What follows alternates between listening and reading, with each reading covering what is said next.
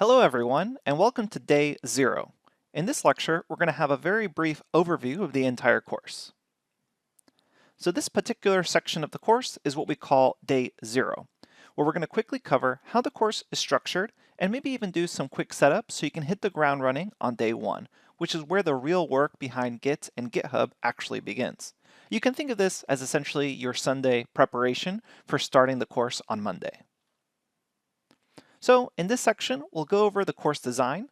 We'll also talk about some basic version control concepts, and then we'll also have an optional command line overview.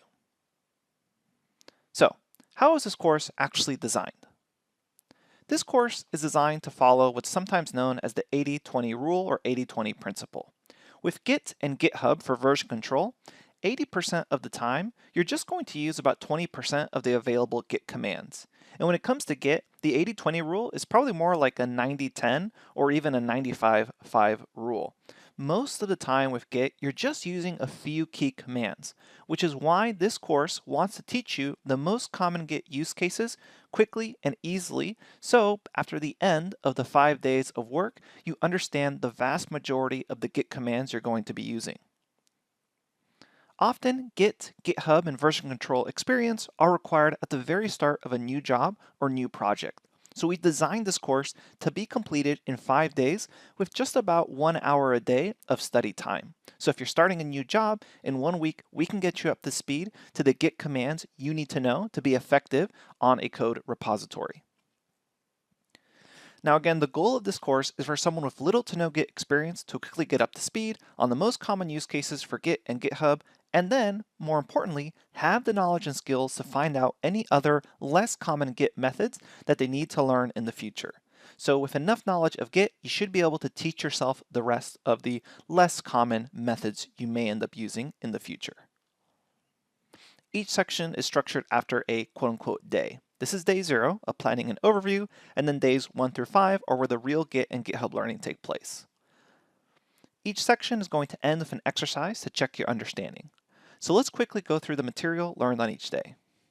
So, as we've already mentioned, day 0 has a course design overview, version control concepts, and then if you're not familiar with the command line already, we do have some lectures to quickly bring you up to speed on the basic command line commands that you need to know. We have one lecture for Windows users and another lecture for macOS and Linux users. So you can choose the one that's appropriate for your operating system. Then on day 1, which will start tomorrow, we have the repository basics. We're going to talk about source code management, Git overview. We'll also show you how to install and set up Git and your GitHub profile. Then we'll have a general overview of understanding how code repositories work, including cloning repositories.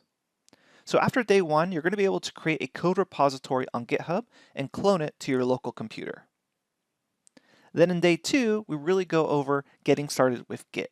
And we're going to go through the main commands to update code in a repository, including git status, add, commit, diff, push, and pull. And these are super important commands, which is why we bring them earlier in the course. After day 2, you're going to be able to edit your local code and then push those changes to the code that's hosted on the internet, specifically on GitHub. Then on day 3, we start thinking about how to work with other people with Git. So often, people only, when they're starting to learn Git, just work by themselves. And that's not really conducive to a real-world situation. In the real world, you're using Git and GitHub with your colleagues or coworkers. So in day 3, we focus on using Git with branches. And branches allow you to split off code development to others, and then later bring back that branch and merge that code into the main branch.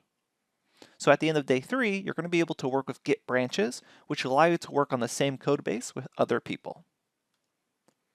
Then on day 4, we focus on undoing changes. We cover commands such as git log or git amend, and we specifically cover how to roll back code bases to a previous commit. So at the end of day 4, you're going to understand the different methods of undoing changes you previously pushed to the main code repository. And then finally on day 5, we call this Git in practice. On your last day, we cover a quick tour of some useful GitHub features and other useful Git commands, such as git clean and different Git extensions that are available. And at the end of day 5, you're going to understand a variety of different commands as well as some useful tools within GitHub. And that's it. Those are the 5 days that you get to learn Git and GitHub. Now let's move on to quickly cover the main ideas behind version control. This lecture is technically optional if you already understand the intuition or motivation behind using version control systems like Git. But just in case you want a brief overview, we'll cover that in the next lecture. I'll see you there.